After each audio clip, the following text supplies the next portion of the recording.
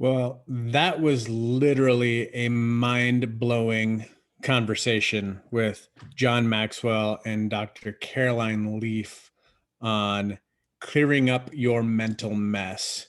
So today we're going to talk about how to do that.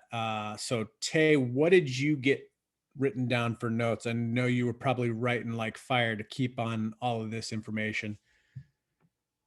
Yeah, she said cleaning up your mental mess. She left me in a mental mess. Like, my mind is all over the place, but it was like so good because it really just took us deeper into some of the things that we already know, and it just reminds us of really how powerful our mind really is. So the first thing that I wrote down that I really loved that she said was the mind is changeable, and I think a lot of people get stuck in their ways. So when she said that, I had to write down two things out beside that. You must be open and you must be willing.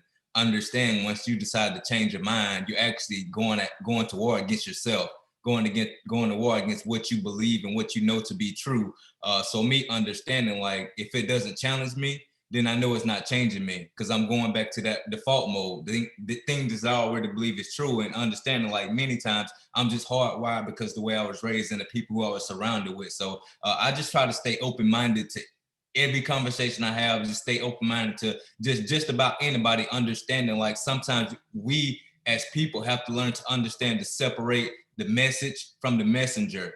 People always bring value to us, but if we're closed up because we like see we kind of judge their personality or judge their beliefs or whatever, then we won't be able to learn that value on what they have. So you just always have to be open and willing to change your mind. So I love that. The second thing she said, if you don't manage your mind, you will live in a mental mess. And like I said, like, she left me in a mental mess. But the great thing about what we're doing right now is we don't just listen to this and try to remember all of it. We take notes. That's managing your mind. That's writing down the things that stick out to you and that's speaking to you and that's important to you. And I think once you do that, you get to understand, like, you get to control the narrative. You get to speak about the things that really touch you in a way that allow you to share with other people to impact them. So I think the example that I can give you guys, like, when you're going through life, understand, like, you have everything that you need, but, like, what are you doing with the wisdom that you have? Like, Joe, they do awesome Zooms every single Monday. If you keep getting the information, like,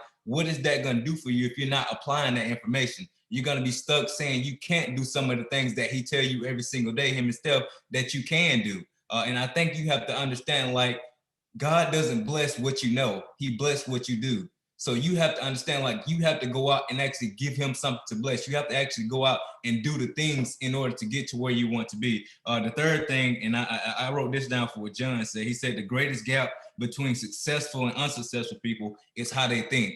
And what I wrote down out beside that is most of our limits originate in our mind. I don't know about you guys, but there's so many things that I want to do that I fear of doing because it's up here that something obvious is going to happen that's holding me back from doing it. So many times we have to understand, like, we're the only thing standing in our way. I know me and Carrie, we've done a lot of things that we was kind of nervous about at first, but once we decided, we realized it wasn't as bad as it seemed to be. So many times I think you have to you have to get out of your own way. You have to be willing to test your own limits. And I love when he brought up the verse, Philippians 4:8, and he said, think on these things. And literally, it gives you everything to think about. And what I wrote down, because I've heard the verse before, and I've kind of did a quiet time on it, and I wrote notes on that. And what I wrote down was, like, fear can quickly overtake the mind when faith has not overcome the heart. So for me, like, when I begin to fear something, I think about those things that Paul told us to think about, understanding, like, I'm not just telling you this because I want you to be positive. I'm telling you this because Jesus said, like, hard, difficult times are going to come, but don't fear. So he's given us the words, he's given us that foundation, the core values that we should lean on. And I think about this when I said, in the Bible, it gives us an example, somebody who built their house on the sand and somebody who built their house on the foundation that would not waver. And when the storm came, which house stood still? The house that was built on a foundation that wasn't sand. So understand, like, you have to build your mind on, like you said, those same core values. Understand, like, the wisdom is going to come from the inside. And once that happens, like, you don't need validation from the people from the outside. So when you do things, you're not doing it from a place of, I hope this get likes and comments the way that I want. You're doing this because I'm going to impact people in a way that I know they're going to benefit from it. So I love that. And then just the last thing that I'll share, and I know we've all heard that term like garbage in, garbage out. I was doing my devotional and it gave me a different perspective. And he said, when you put garbage in, you get garbage out. And he said, God in, God out. So like understand, like when you want to change your mind, like what are you putting in your mind? What are you listening to? What are you reading? What are you studying? Understand, like these are the seeds. This is the harvest that you're going to reap, whatever seeds that you're sowing. So you have to be really conscious and you have to be really intentional about the things that you're studying, the thing about your reading, the conversations that you're having. I think that's probably the most important thing that you can do. Like who's planting seeds in your mind? I know me every single day. If I know somebody is negative, I promise you they will not sow seeds in my thoughts. Like I will control the narrative of that conversation and I will limit my time with that person. So you have to be intentional about your time and the people that you're surrounding yourself with. And you know, we all have these people that we know are negative. Limit your time with those people. Surround yourself with people like Joe. They do the Zooms every Monday night. And I can tell they're planting good seeds within you. So I think you have to be intentional about that time. And also just remember, like, you're going to be blessed about what you do. So we can get on here and talk about the mental mess and everything that's going wrong right now. But if we don't get out and do anything to change that, then we're going to be stuck exactly where we are. So just so much good. And literally, I have to go back and listen to this because she would just spend so many gold nuggets that was like, I had to literally have to like take some of this and let it take root within me because I know once I do that, it's going to cause some real change moving forward. So just so good. And I thank you for sharing this as well, Joe. Thanks, Tate. Yeah, I took down extra notes from the last time that I listened to it just because there's so much great information there. And so the most important thing that she talked about was the topic of mental health. You know, it is such an important topic right now because of where everybody's at. So make sure that you take this and share it with somebody because it could unlock things for them in their mental block, in their mental mess. It could give them new hope that they may not otherwise had if you didn't share it with them. I love how she talks about the difference between the mind and the brain, because the mind is what actually controls your physical brain. She said, we can change our mind, which changes our physical brain. She said, you can go 3 weeks without food, 3 days without water, 3 minutes without air, but you can't even go 3 seconds without using your mind. She said something like 400 billion transactions in your brain within a given 3 seconds. That is impressive. And those are scientifically measured things, which is just, again, mind-blowing. 3% of leaders are actually talking about mental health. And that's why it's so important to bring it up. It's not just about mental health awareness. It's about actually giving substance to helping reframe the way that people look at mental health, because mental health was always looked at like a sickness, like a disease. And like she said, it's not a disease, it's a reaction to life. And the way that you combat it is not by medicating it or diagnosing it. It is a process of thought that you have to help people walk through. So that's why with mental health conditions, it's something that if it's not a chemical imbalance, which they can diagnose, it's mostly going through and processing those thoughts from outside. That's why she said, when you can look at your mind, when you can look at your thoughts, you can start to react to them differently because you're looking at them in a different point of view. She said people are dying younger and younger because of a lack of mental management. They just have not been taught how to use it. They've only been taught how to use the outside trees, the ones that, are the I guess you would say the thin thoughts. They're just going off of emotion rather than actual thinking. She said the greatest way to become better at mental health is to start doing deeper thinking, because deeper thinking reprograms the trees within your brain. They've done actual studies on it to show the difference of what it does in the mind. The greatest gap between the successful and unsuccessful people is the way that they think.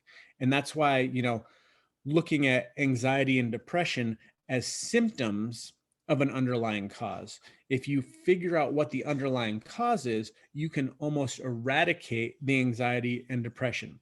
It may still come, but now you know how to combat it. She said, the mind is how you think, feel, and choose. And they're all connected because you originally start with the thought, which interacts with the emotion, which allows you to make the decision. Yeah, she said it's 400 billion unconscious acts. That's just insane. So then she starts talking about the circle of trees, which are inside of your mind, which is where you draw your thoughts from. She said the inner portion of that is the wisdom, which are where the green trees are. Those are where your deep thoughts are. And then she said on the outside is where the weak and dying, she said almost like a burnt forest is. And when she does brain scans of people, she says you can see the center of the mind is bright, it's glowing, and it actually shows roots going down. She said on the outside of the mind, you see gray and it's kind of dying as it goes down.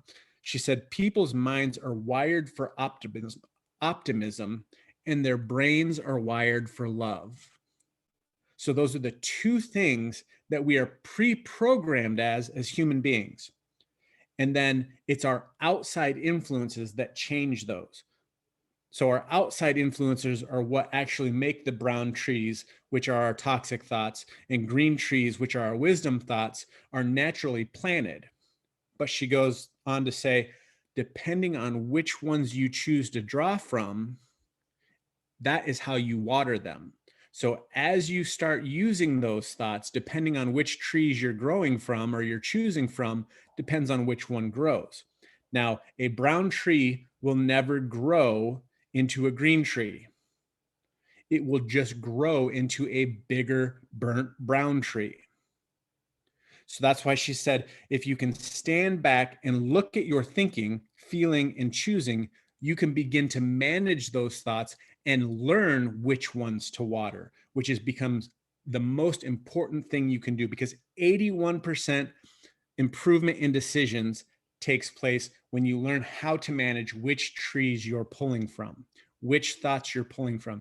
We talk about mindset and having optimism and having positive thoughts, and where you think is where you go. And, it all sounds like fun and games, but then you get somebody like Dr. Caroline Leaf on that does actual scientific studies and brain scans and neurological studies and case studies. Like she said, she goes double blind. I had all the fancy things that you have to get studies done to prove these points.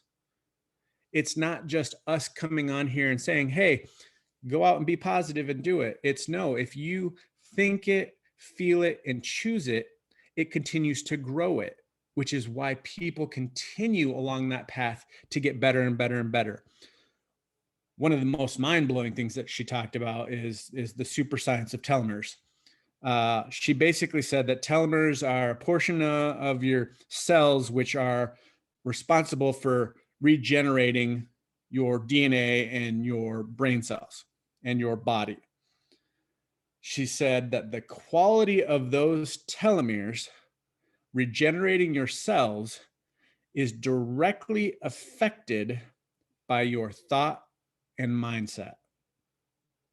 That just blows my mind right there.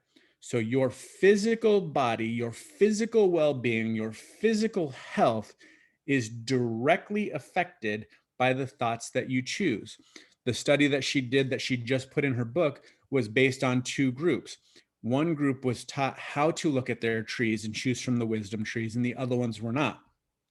The ones who were not had a physical age that was much larger than their actual age. I think she said somewhere that they were actually 10 years older physically than what they actually were based on their mindset. The people that went through the study that actually changed their mindset and were taught how to manage their mindset had an age the same or younger in their body than what their actual physical age was. So that right there just shows the strong value of good thoughts for your physical well-being.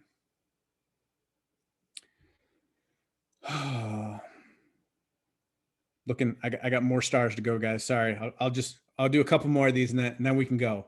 It says our brain is always changing. Our mind is always changing. Life is always changing. There is no such thing as normal. She was talking about, when everything gets back to normal, when everything gets back to normal, when everything gets back to normal, that's what people's mindset is focusing on.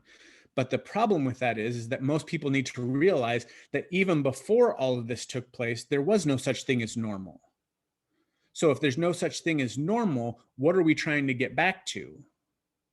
So what you need to do is you need to develop a mindset of it's going to go forward and you're going to progress no matter how things are, because things are going to constantly change. So your mind has to keep changing and adapting to how things are.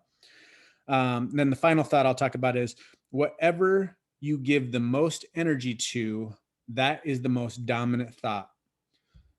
There are three places in your mind that you build when you make a thought. It happens in your mind, it happens physically in your body, and it happens on a quantum level, which she said that's way too much science to get into, but that's where it comes to the law of attraction. She said, so when you start dominating those thoughts, it affects all of those areas.